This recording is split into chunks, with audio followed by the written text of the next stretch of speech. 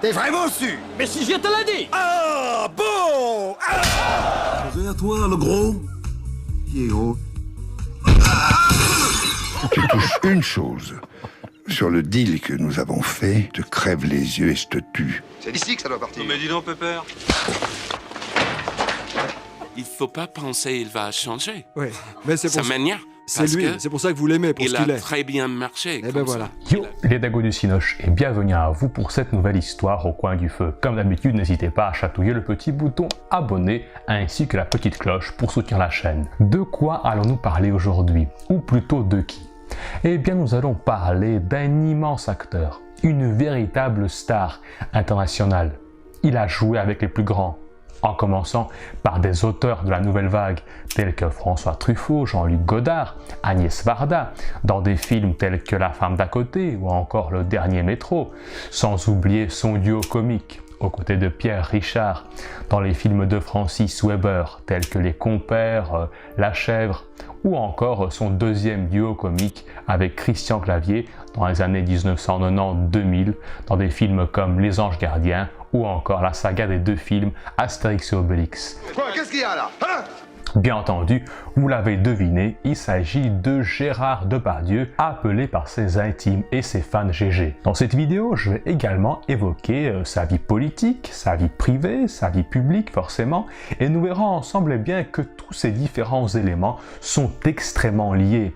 En fait, Depardieu a une vie et une carrière très paradoxales, et justement tous ces petits éléments contradictoires eh bien, vont souvent déboucher sur des rôles et sur des films, et c'est ce qui nous intéresse dans cette vidéo. C'est tous prêts, prêtes? Alors, générique. Bienvenue à toi, voyageur lointain, j'espère que tu as fait bonne route. Tu dois être épuisé après avoir parcouru autant de chaînes YouTube, alors installe-toi confortablement pour te reposer et écouter une nouvelle histoire au coin du feu.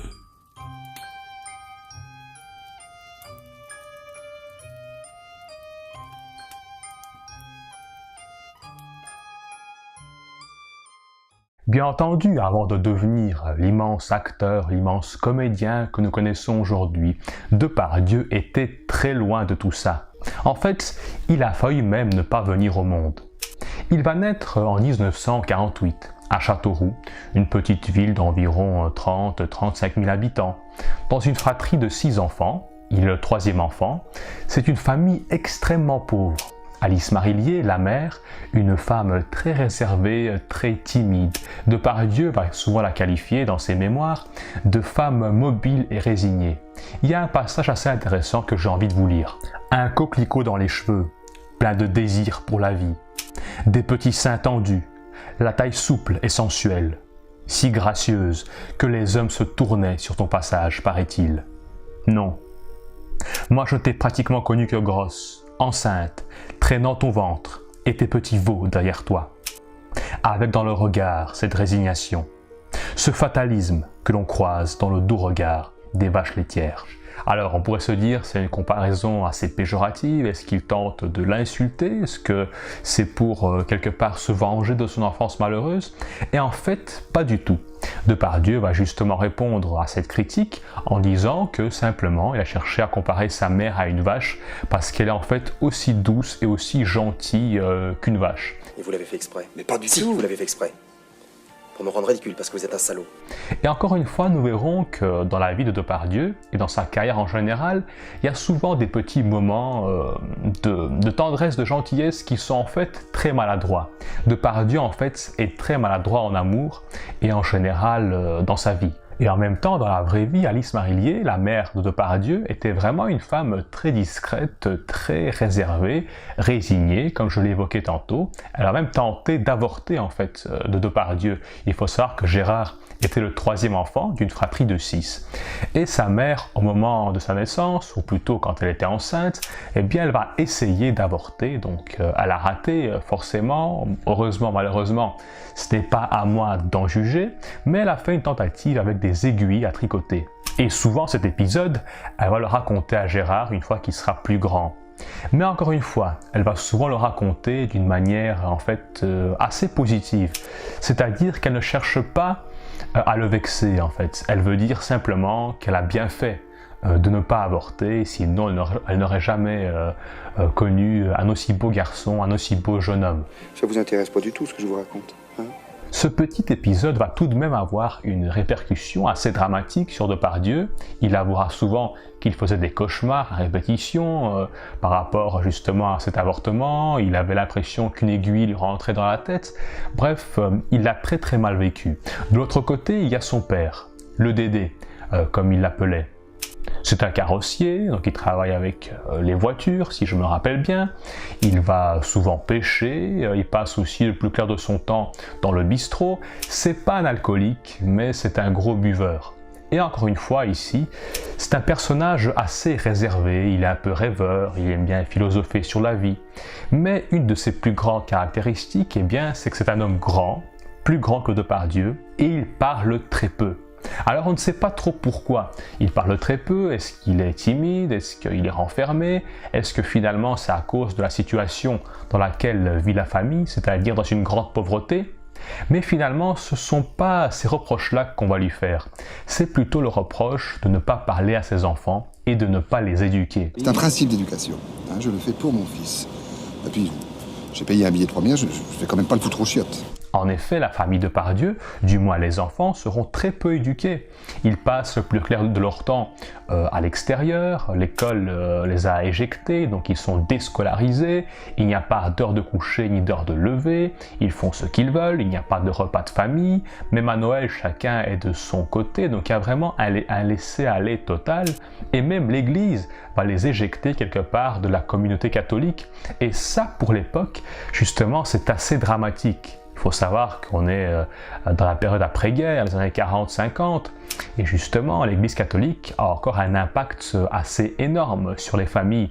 Et le fait d'être une famille un peu en dehors de l'Église, et pas qu'en dehors de l'Église, puisque l'Église va véritablement les expulser de la communauté catholique, eh bien c'est quand même assez grave pour l'époque, et forcément ils sont assez mal vus. Je vais même vous dire, je suis à fond pour le pape. Forcément, dans un contexte aussi difficile, Depardieu commence à avoir des relations quelque peu douteuses. Vers l'âge de 12-13 ans, il va déjà avoir une carrure assez imposante, ce sera un beau et grand jeune homme.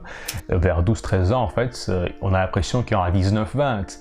Il fait peur à ses petits camarades qui ont le même âge, et il va fréquenter des petits voyous ou des petits gangs de Châteauroux.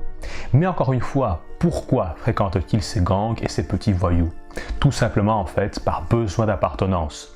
Il a du mal à trouver un réconfort dans sa famille, il ne se sent pas aimé, même si plus tard il dira dans les interviews, c'est justement grâce à l'amour de mes parents que j'ai réussi à devenir ce que je suis devenu aujourd'hui.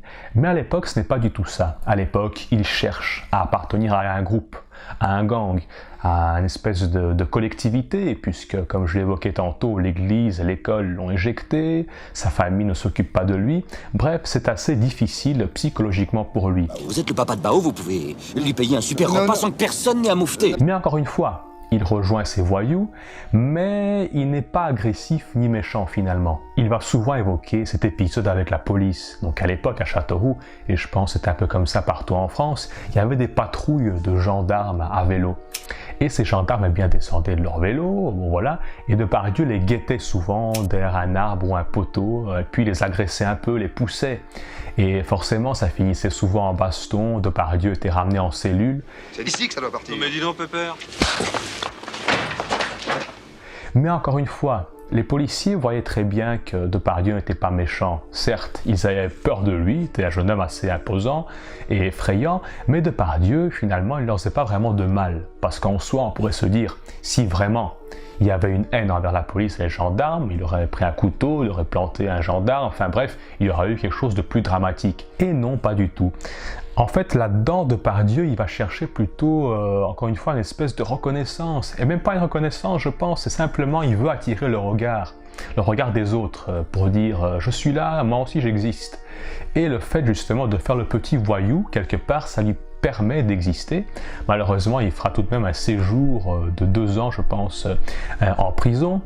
Et là, il fait la connaissance, ou plutôt c'est un psychologue qui fait la connaissance de Depardieu, donc il vient le voir en prison, puisqu'il est mineur, si je me rappelle bien, à l'époque, ou du moins il est entre l'âge de mineur et majeur, donc soit c'est la transition, soit il est encore mineur, bref, ça n'a pas beaucoup d'importance, mais il y a ce fait que ce psychologue eh bien, rencontre Depardieu. Il lui dit à un moment donné, Gérard, vous avez les mains d'un sculpteur. Ne l'écoutez pas, il veut vous provoquer, il dit n'importe quoi. Je vous le jure sur la tête de mes 3 pères. Il y a quelque chose qui va naître en lui. Il se dit sculpteur, ça veut dire artiste. Artiste, ça veut dire peut-être dessinateur, acteur, de cinéma, de théâtre, bref, il y a tout un panel de métiers qui lui viennent en tête. Mais à cette époque, il est encore très perdu dans ce milieu, enfin, c'est encore difficile pour lui. Et dès qu'il sort de prison, bah forcément, il va reprendre son train-train de vie quotidien. En plus, il va y avoir cette base américaine à Châteauroux à l'époque, où Depardieu va effectuer des petits trafics d'alcool, de cigarettes. Il va même devenir un peu le maquereau du coin. Il amènera des filles aux soldats américains et lui-même va aller jusqu'à se prostituer auprès des camionneurs. C'est une pute. N'importe quel homme lui propose $50, elle monte. Encore une fois, c'est pour dire qu'il y a vraiment une vraie absence de repères et quelque part, il était déjà un homme libre à l'époque. Et c'est d'ailleurs souvent ces mots, un homme libre, qu'il va souvent évoquer dans les interviews en disant qu'il a toujours été un homme libre, même quand il était jeune. On peut le juger ou pas. Lui, il a fait ce qu'il a fait, il assume totalement. Vous me mettez dans une situation très embarrassante. Écoutez, je vous demande ça comme un service. Mais malgré tout ce passé un peu trouble et ce milieu assez sombre dans lequel baigne Depardieu, il y aura tout de même des contacts et des amis qui sont issus de bonnes familles. Il y aura un certain Michel Pilorget, qui je pense est toujours son ami à l'heure actuelle. Si je me rappelle bien, je pense qu'il est acteur de théâtre. Et donc il fait la connaissance de Gérard. C'est un garçon issu d'une bonne famille, une famille un peu bourgeoise. Ses parents aiment bien Depardieu. Ils sont épris d'une espèce de tendresse pour le garçon. Il y parle beaucoup. Et quelque part, Depardieu se sent bien aussi quand il leur parle. Ça lui permet un peu de vider son sac. Et il y a des gens qui l'écoutent. Donc ça lui fait vraiment du bien. Donc c'est pour dire qu'il avait aussi des amis qui étaient assez divers. Encore une fois, Depardieu, même plus tard dans sa carrière, il aura toujours ce petit côté un peu anarchiste, un peu homme libre. Il peut fréquenter Vladimir Poutine, comme de l'autre côté, après, il peut fréquenter Sarkozy, ou bref, il fréquente un peu beaucoup de monde sans spécialement se poser de questions. Et donc, on en revient justement à ses amis qui étaient plutôt bénéfiques pour lui. Et il y aura cet élément clé, ou plutôt cet événement clé, à la gare de Châteauroux. Donc ce copain Michel décide de partir vers l'âge, je pense, de 17-18 ans avec des amis à lui à Paris. Donc ils vont monter à Paris pour faire du théâtre. Et là, totalement par hasard, il va croiser Depardieu à la gare, justement avant son départ, et il partage la nouvelle avec Gérard. Et là, Gérard, il est pris d'émotion, il a aussi envie de partir, il a envie de partir vers cet ailleurs qu'il évoquera souvent en interview, donc il est tout en émotion, il se dit mais moi aussi je veux monter à Paris. Il ne sait pas trop pourquoi il veut monter à Paris, mais il veut monter à Paris. Et là, Michel et ses copains sont pris d'une espèce de tendresse pour Gérard et ils décident de lui payer le ticket de train. Donc Gérard n'avait pas d'argent, donc il était un peu paumé à l'époque, et il lui paye ce ticket de train. Et là, l'aventure commence pour Gérard. Arrivé à Paris, Depardieu, malheureusement, ne devient pas directement acteur, il ne fait pas directement du théâtre. Il commence en fait, quelque part, à continuer son train-train de vie quotidien, donc il continue à voler, il continue un peu à piller des passants, des étudiants. À l'époque, on arrive vers mai 68, il y a ces différentes manifestations étudiantes, ces petits jeunes bobos, comme on les appelait à l'époque, et Depardieu, il n'a pas à se gêner pour se faire passer pour un manifestant. Il va pendant ce temps-là dérober les montres sur les mains des étudiants, leur portefeuille, leur argent. Bref, il n'a aucune honte. D'ailleurs, plus tard dans les interviews, il en parle souvent comme d'une espèce de fierté. Malgré ce côté forcément de malfrat, lui justement il va s'appeler comme... il se prend pour un certain Robin des Bois. Il n'a jamais eu honte de ce qu'il faisait à l'époque. Par exemple, moi qui suis d'une famille de catholiques purs et durs, j'ai jamais eu le flanc de me coltiner au pouilleux sur le terrain. Mais ses copains, ses amis, Michel notamment, voient très bien que Depardieu va mal tourner, il faut l'orienter vers le théâtre. Et donc ils arrivent tout de même à le pousser un petit peu vers le théâtre. Et ce qui est super intéressant, eh bien, c'est que Depardieu, en à peine 6 mois, eh bien, il rencontre beaucoup de monde. Il se fait un véritable réseau. Agnès Varda, qui est une cinéaste incontournable de la nouvelle vague, eh bien, le connaît. Il surveille ses enfants, donc elle est aussi éprise d'une certaine tendresse pour Gérard. Il devient le garde du corps de Pierre Brasseur, le père, je pense, de l'acteur Claude Brasseur. Bref, il se crée un petit réseau, et d'ailleurs ses camarades Michel et les autres amis qui étaient là pour faire du théâtre sont un peu étonnés, ils se disent mais comment il arrive à se créer un tel réseau, un tel contact. Et pourtant Depardieu a beaucoup de mal à s'exprimer, donc c'est dû justement à son père, je vais en parler un peu plus tard dans la vidéo, donc restez bien jusqu'au bout. Et ses copains justement, ses amis, comme je l'ai évoqué, sont très surpris de voir Depardieu aussi enthousiaste, et c'est là qu'il va y avoir une deuxième rencontre clé. Depardieu va jouer une petite pièce, ou du moins une petite scène au théâtre, devant un metteur en scène assez connu à l'époque, encore jeune mais assez connu, je pense qu'il est toujours en vie à l'heure actuelle. Il s'agit de Jean-Laurent Cochet. Jean-Laurent Cochet, donc il voit Depardieu pour la première fois. Il a une impression un peu, il dira dans les interviews, qu'il a l'impression de voir un viking, un homme... c'est sûr que c'est un homme qui a l'air intéressant, qui a l'air exceptionnel ou pas, il ne sait pas encore, mais du moins Gérard attire son attention. C'est pas comme ça, Pignon. Et malheureusement, Depardieu à l'époque, il ne parle pas bien. Encore une fois, il a un blocage émotionnel, psychique, on ne sait pas trop, mais apparemment c'est fortement lié à son enfance, à son père, à sa mère, qui lui parlait très peu, et quelque part, il a eu ce blocage émotionnel et psychologique. Et pourtant, lui, il veut parler, il veut s'exprimer, et en fait, toute cette énergie qu'il aurait pu avoir dans la voix, dans la parole, eh bien, elle va se canaliser dans le corps. Et Depardieu, en fait, va faire des grands gestes, va véritablement s'exprimer avec son corps, avec une telle énergie qu'une fois, en fait, lors d'une séance, eh bien, il va faire asseoir son camarade sur une chaise. Donc c'est une pièce, il fait asseoir son camarade sur une chaise et la chaise s'écroule. Et là, le metteur en scène et toute l'équipe sont étonnés. Non pas qu'il a cassé la chaise, mais ils n'ont jamais vu un acteur avec une telle énergie, parce qu'ils voient tout de même qu'il y a une petite patte d'artiste là-dedans. Ce n'est pas juste un garçon qui est violent, non. Il remarque ce côté artistique qu'il peut avoir, cette expression assez extraordinaire pour le jeune homme qu'est Gérard à l'époque, et Jean-Laurent Cochet décide tout de même de le prendre sous son aile. Il continue de le faire jouer, il y aura même quelques séances devant le public, des séances ouvertes, et là, encore une fois, le public est ébloui par Gérard, même si Gérard a du mal à parler, a du mal à s'exprimer, il bégaye un peu, etc., etc. Mais le public est tout de même pris par l'émotion qu'il dégage sur scène, par ses gestes, par ses mimiques, par l'énergie que dégage Gérard. Et très vite, Jean-Laurent Cochet comprend qu'il ne faut pas le lâcher, qu'il faut continuer à travailler avec lui.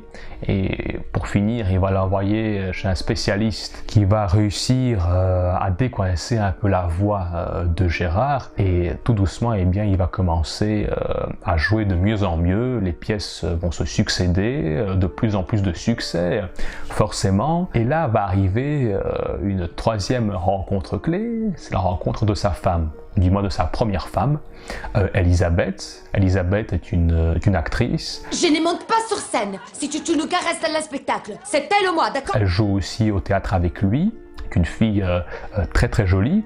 Et elle remarque Depardieu, mais Depardieu à l'époque, un garçon très timide, très renfermé, il ne s'aime pas, il y a vraiment cette absence d'amour propre.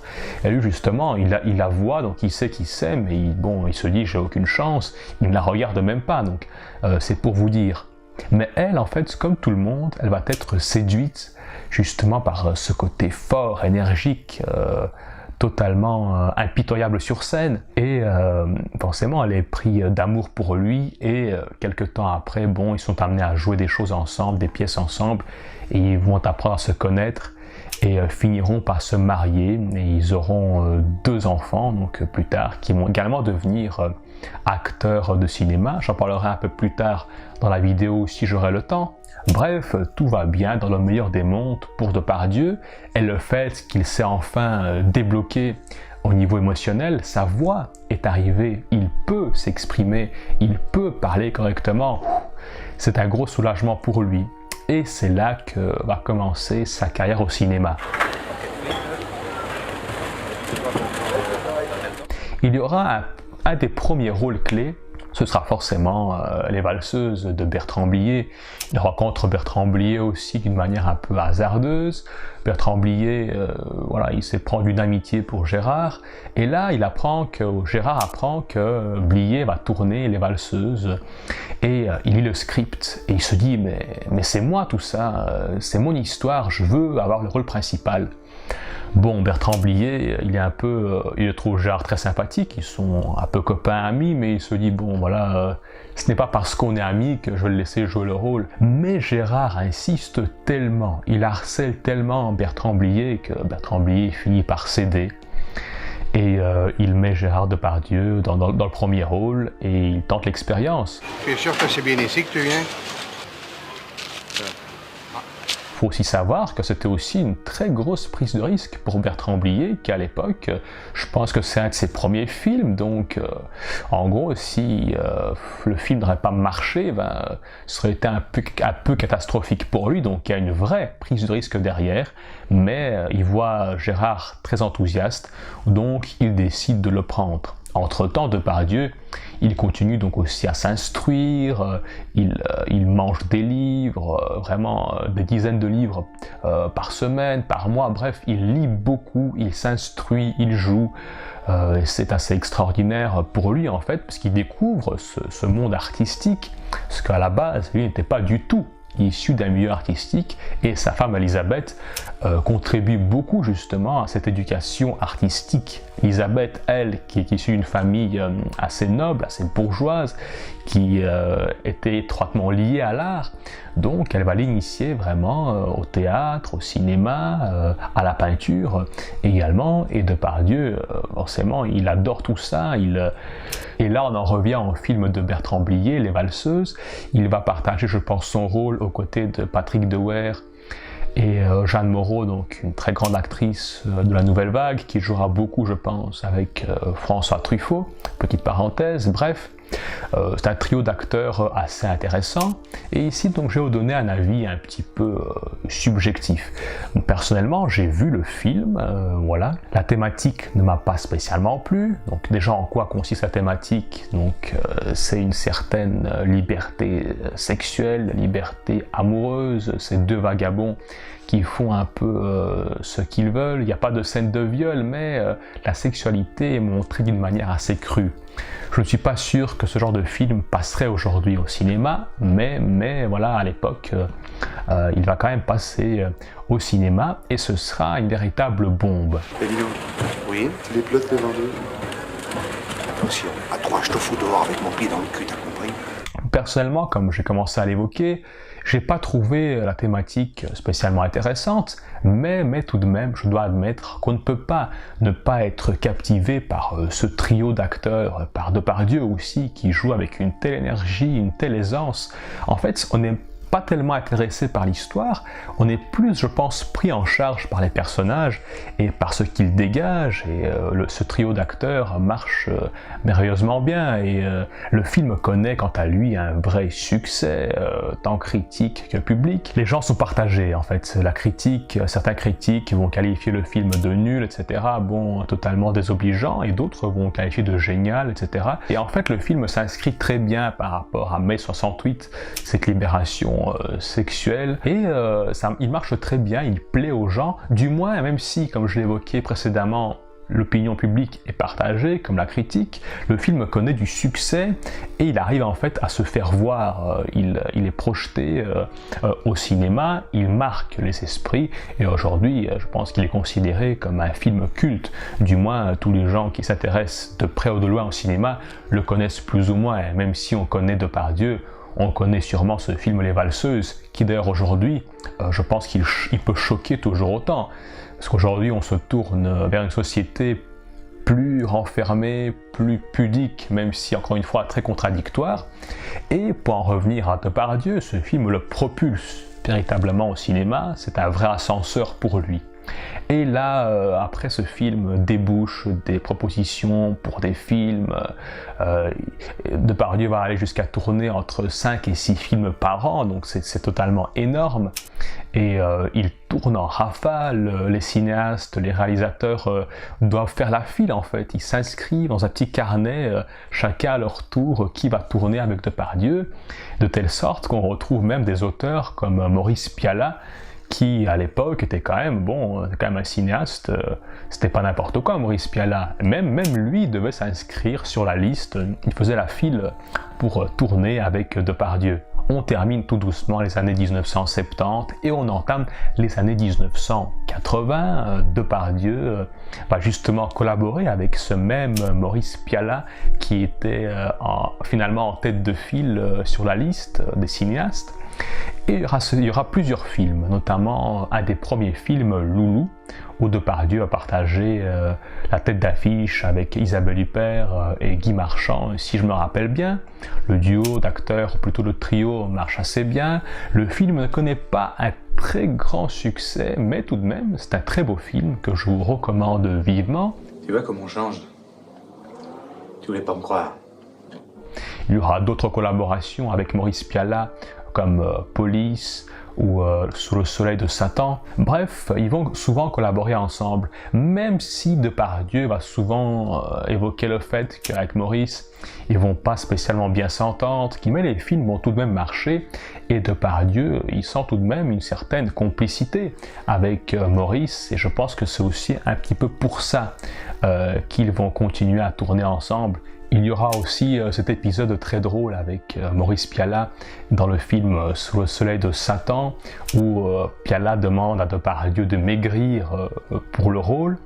Donc, si je me rappelle bien, Depardieu va incarner un prêtre catholique, et Depardieu explique que oui, Maurice, je vais maigrir, je vais perdre 10-15 kilos, il a le temps, il y a plusieurs mois je pense, entre le début du tournage et quand il lui parle du projet, et finalement Depardieu se ramène au tournage avec son poids habituel, donc il était un peu en surpoids, et il dit finalement, je n'ai pas réussi à maigrir, voilà, tant pis quoi, donc il pique un peu sa crise en disant qu'il n'a pas réussi. T'as causé à toi, le gros?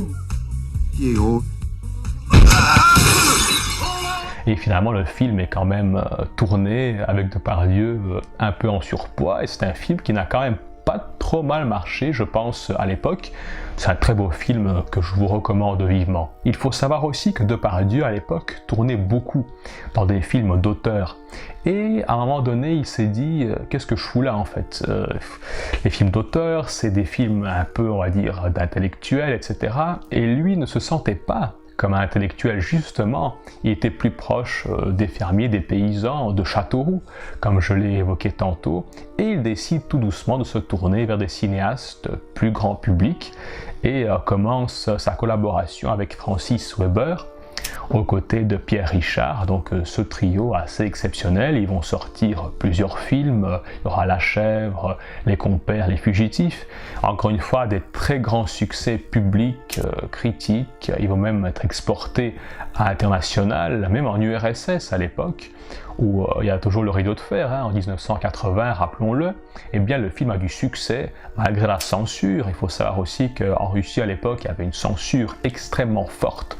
On ne montrait pas les films étrangers, du moins très peu, ils devaient passer sous plusieurs critères, mais les films de Depardieu et de Pierre Richard vont tout de même passer et feront des millions d'entrées dans les salles. En Asie aussi, les films de Francis Weber ont pas mal de succès. Bref, Depardieu a réussi à avoir un espèce d'élan supplémentaire dans sa carrière. Non, monsieur m'accompagne. Il pratique de temps en temps des extrêmes-onctions en cas de bavure, si vous me suivez. Il y a aussi pas mal d'anecdotes assez drôles. Francis Weber, donc le cinéaste, disait à l'époque à Depardieu, à Pierre Richard, qu'il ne fallait pas qu'il grossisse, qu'il prenne du poids. Du coup, ce qu'il faisait pour chaque tournage, c'est qu'il réservait un grand bâtiment avec une piscine, bref, tout ce qu'il fallait pour un peu les surveiller. Il ne voulait pas qu'ils partent. Mais malgré tout ça, Depardieu et Pierre Richard, ils vont souvent attendre le soir que Francis Weber s'endorme et ils vont partir par la fenêtre du salon à l'aventure la nuit. Donc ils vont aller dans les bars, ils vont faire la fête en ville, manger un peu tout n'importe quoi, et puis ils reviennent justement le matin avant le lever du soleil, et Francis Weber ne se rend jamais compte de rien. Et c'est là encore qu'on voit le génie de ces acteurs, c'est qu'ils arrivent en fait à jouer leur rôle à l'écran, mais en plus de ça, ils jouent aussi le rôle de faire semblant de ne pas être sous, de ne pas avoir fait la fête la veille, et donc c'est assez extraordinaire. Après, si on s'intéresse un petit peu au jeu de Depardieu, ou plutôt à sa manière de jouer à l'écran, on peut dire qu'il est proche de l'école de Stanislavski. C'est-à-dire que, rapidement, en quoi consiste l'école de Stanislavski? Simplement, il doit vivre l'émotion une fois. Donc dans le rôle qu'on lui présente. En gros, s'il vit l'émotion une fois, il ne peut pas la revivre après. Du moins, elle ne sera jamais la même. Et Depardieu est un peu dans cette logique-là. D'ailleurs, il va souvent répondre à ses détracteurs que l'oreillette qu'il a dans l'oreille aujourd'hui, eh bien, c'est justement pour ne pas se concentrer trop sur le texte, mais plus se concentrer sur l'émotion qu'il veut dégager à l'écran, c'est-à-dire une émotion unique quelque part qu'on ne peut pas répéter. Après, bon, est-ce que c'est vrai, est-ce que c'est faux? Peut-être pas à moi d'en juger. Est-ce qu'il fait ça juste par facilité pour ne pas étudier le texte, ou est-ce qu'il fait ça vraiment pour parler pour l'émotion? Je pense qu'on peut quand même lui laisser le bénéfice du doute. Mais néanmoins, il y a cette influence de l'école de Stanislavski qui plus tard va s'appeler l'Actor Studio en Amérique. Il y a de grands acteurs qui sont là-dedans aussi, comme Dustin Hoffman, comme De Niro, comme Meryl Streep. Bref, ces acteurs issus de la même génération que Depardieu. Et puis vont arriver tout doucement les années 1990 et un grand rôle, celui de Cyrano de Bergerac. Moi, c'est moralement que j'ai mes élégances. Je ne sortirai pas avec par négligence un affront pas très bien lavé. Ici, Depardieu aime beaucoup le rôle. Directement, il est super intéressé. Il y a tout ce qu'il faut pour lui, de l'action, un personnage charismatique, des très beaux textes. Il faut savoir qu'une fois qu'il a réussi à parler correctement, forcément, il est pris d'amour pour les textes français, pour la langue française. Et souvent, ces rôles, eh bien, il va les choisir aussi très minutieusement pour le texte. Le film Cyrano de Bergerac connaît un vrai succès un peu partout dans le monde, et même en Amérique, où Depardieu est enfin remarqué. Enfin, le cinéma américain le connaissait déjà un petit peu avant, mais maintenant ils veulent tourner avec lui. Je pense qu'il sera même nominé aux Oscars, et il va commencer à faire sa campagne de promotion aux USA. Donc il va faire différentes émissions, il va un peu parler de lui, de sa vie. Il y aura cette interview assez épineuse sur sa vie passée de petit délinquant,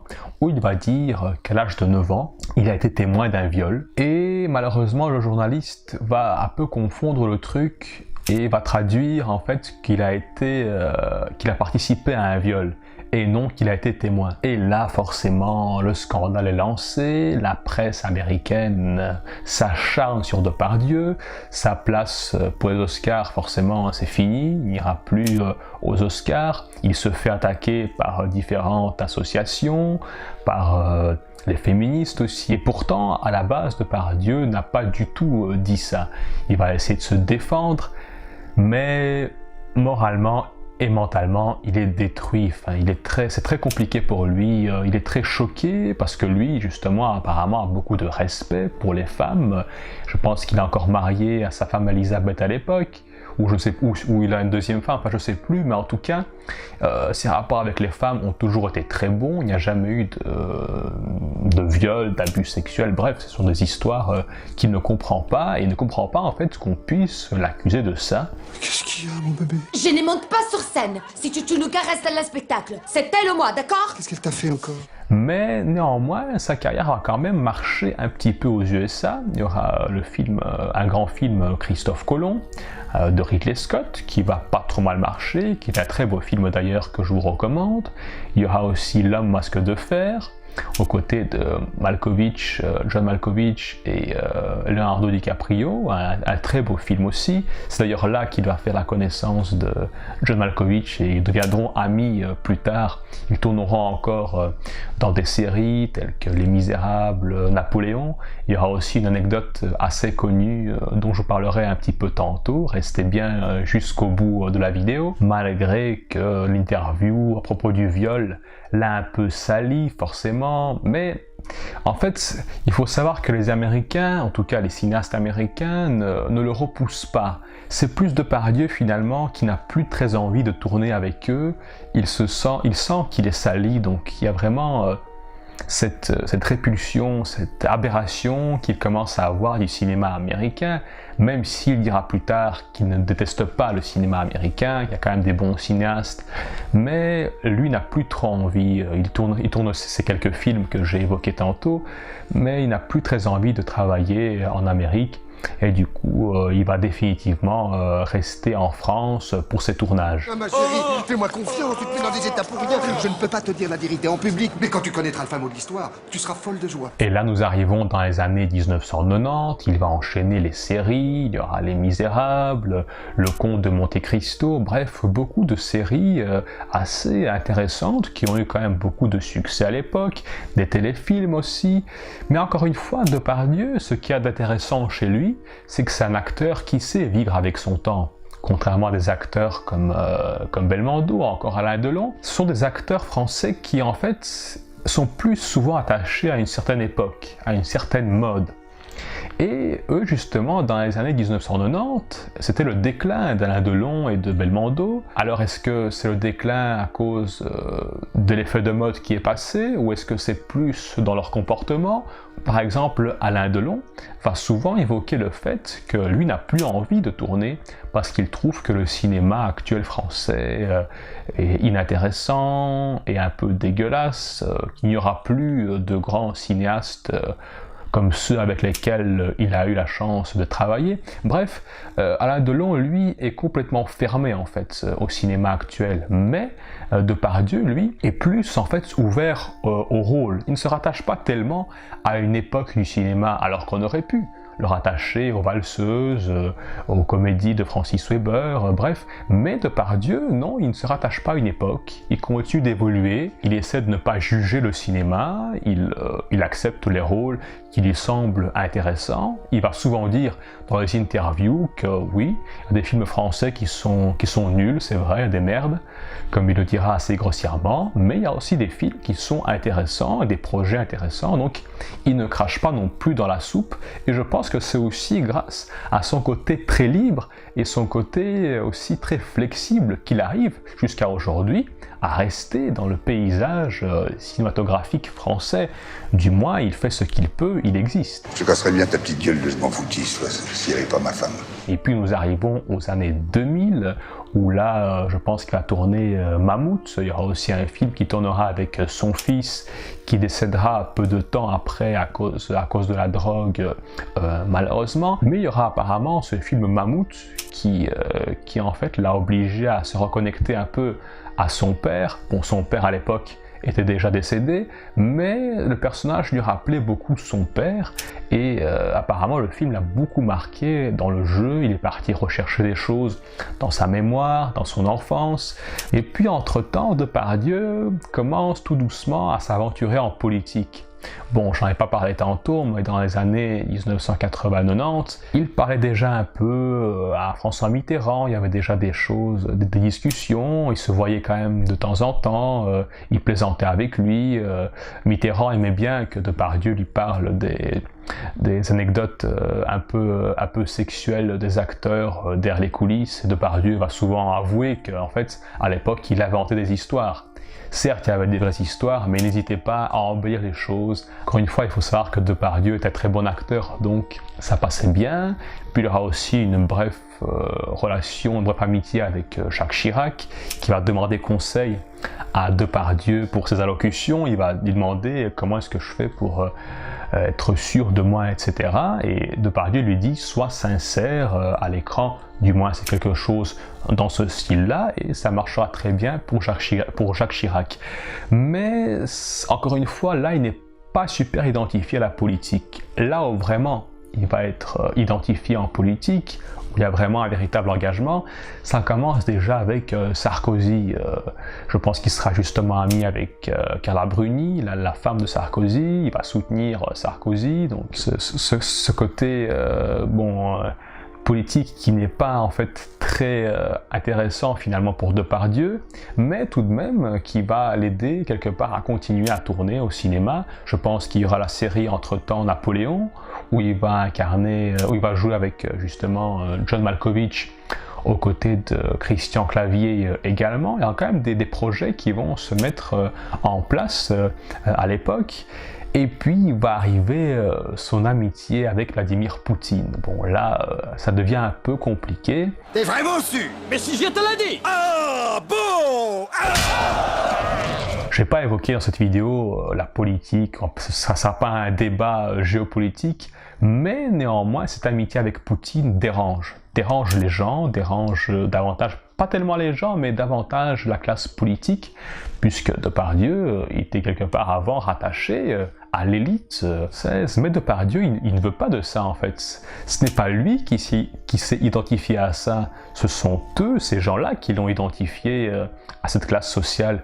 Du coup, il décide de faire un peu ce qu'il veut, il devient ami avec Vladimir Poutine, il va le voir souvent durant des rencontres officielles, non officielles. Je pense quand même lui proposer à un moment donné le poste de ministre de la Culture. Bref, c'est une histoire qui va aller très très loin. Et cette amitié un peu spéciale va déboucher également sur un film, Rasputin, où il va s'embarquer avec Fanny Ardant, avec laquelle il a partagé un film, La femme d'à côté de François Truffaut. Et là, je pense qu'ils vont se retrouver une fois de plus dans Rasputin. Ils vont aller en Russie pour le tourner. Bon, le film ne connaît pas un très grand succès. D'ailleurs, c'est pas un film, je pense que c'est un téléfilm. Il y a plusieurs épisodes. Bref, ce n'est pas un film d'une très grande qualité. Et néanmoins, Depardieu va continuer à tourner. Je pense qu'il va également jouer Staline à un moment donné. Bref. Déclarer la guerre, c'est mettre fin à la monarchie en Russie. Cette rencontre va en fait quelque part réveiller en lui cet amour de la Russie, de Dostoïevski, de Tolstoï, bref, des textes russes, et pourtant cette amitié dérange un peu l'élite française. Il y aura cette amitié avec Kadyrov, il va également fréquenter un peu Loukachenko, le président de la Biélorussie. Bref, il n'hésite pas du tout à flirter un peu avec les régimes un peu autoritaires de l'Est. Depardieu fait vraiment ce qu'il veut. Il s'est toujours proclamé être un homme libre. Mais malheureusement, il y a très peu de films de qualité qui vont sortir, même si Depardieu est tout de même demandé par la scène. On l'appelle pour des pièces, on l'appelle pour des projets de films, des courts-métrages, quand même des choses qui se font, mais on sent quand même que sa carrière commence tout doucement à s'essouffler. Est-ce que finalement ce n'est pas cet épisode politique de 10 ans qui a permis de le relancer? Et puis il fera aussi pas mal de pubs qui ne vont pas spécialement le mettre en avant, mais Depardieu, toujours fidèle à lui-même, il fait ce qu'il veut. Mais encore une fois, on peut constater qu'on retrouve chez lui ce côté sincère en amitié. Il n'hésite pas à être ami avec Poutine, avec Sarkozy. Il ne renie jamais ses amitiés. D'ailleurs, il sera aussi pas mal ami avec des acteurs américains. Il y aura l'épisode de John Travolta qui voulait absolument que Depardieu le double pour le film Blowout, si je me rappelle bien, et Depardieu a accepté. Et de là a débouché également une amitié. Travolta a demandé à rencontrer Depardieu, ils se sont rencontrés, ils sont finalement devenus amis. Travolta a même allé jusqu'à repeindre, ou plutôt aider Depardieu à repeindre son appartement, donc c'est pour vous dire que cette amitié est allée très loin. Puis il y a aussi cette amitié avec John Malkovich, qu'il rencontre apparemment sur L'Homme au masque de fer, qui plus tard donnera lieu à des séries aussi comme Les Misérables ou comme Napoléon, ou du moins cette collaboration où les deux acteurs vont à chaque fois se revoir. Et il y aura aussi cette anecdote très connue qu'il va raconter sur le plateau, ou du moins c'est plus John Malkovich qui va la raconter en disant qu'une fois il était à Paris et justement il devait dormir chez Depardieu. Dimanche soir vers 11h30, milieu de février. Et Depardieu, la veille, il était parti faire la fête. Il arrivait à 11h30 sur son moto avec une assiette de viande crue. Comme ça. Il propose à John, tu veux manger de la viande? Malkovich est là, un peu choqué. De la viande à 3h du matin. Bon, Depardieu s'empiffre. Puis... Souvenez qu'il a une grande bocal de ketchup et un grand truc de moutarde. Puis ils vont se saouler avec Malkovich durant toute la nuit. Et puis Depardieu, il décide d'aller voir Johnny, parce que Malkovich en fait ne connaît pas Johnny Hallyday. Depardieu lui parle de Johnny. Est-ce que tu connais Johnny Hallyday? John Malkovich ne connaît pas Johnny Hallyday forcément. Alors il décide d'aller chez Johnny Hallyday, qui est aussi à Paris. Allez, viens, on va le voir. Donc à 4h du matin, John Malkovich se retrouve avec Depardieu sur une moto, sous la pluie, dans le noir. Et encore une fois, Depardieu a du mal à trouver la maison de Johnny Hallyday, donc il tourne dans les rues, et puis il commence à aborder les passants. Il a arrêté chaque voiture, et il a commencé à demander... Ils arrivent à trouver cette maison de Johnny, et bon voilà, il présente enfin John Malkovich à Johnny Hallyday. Il a eu l'adresse, on est arrivé, Johnny il était très gentil. Mais bref, c'est pour évoquer le côté très excentrique, et en même temps très sincère de Depardieu. Donc il vit vraiment la vie comme il l'entend, sans spécialement se soucier de ce que les gens, de ce que le public, de ce que la presse vont en penser, alors que tous ces incidents finalement sont souvent relatés par la presse. Il y aura aussi cet incident aux USA où il y avait un film, je pense qu'il tournait avec John Travolta, et il était produit par Harvey Weinstein, que vous connaissez sûrement pour de bonnes ou de mauvaises raisons. Bref, je connais bien le Weinstein en question. À l'époque, c'est Weinstein qui faisait la pluie le beau temps à Hollywood, et si je me rappelle bien, il ne voulait pas payer les cachets à Depardieu, ou du moins il y avait une espèce d'arnaque dans le contrat. Et Depardieu, lui, il ne voulait pas laisser passer ça. Et il y a cet épisode où il débarque dans le bureau de Weinstein, il le menace, il va le soulever véritablement avec ses mains. Tu touches une chose. Sur le deal que nous avons fait, te crève les yeux et je te tue. Et là, Weinstein, il prend peur. Aucun acteur n'a jamais osé l'aborder comme ça, et en plus, quelque part, l'agresser. Donc, et forcément, Weinstein va rectifier le contrat juste après pour calmer Depardieu.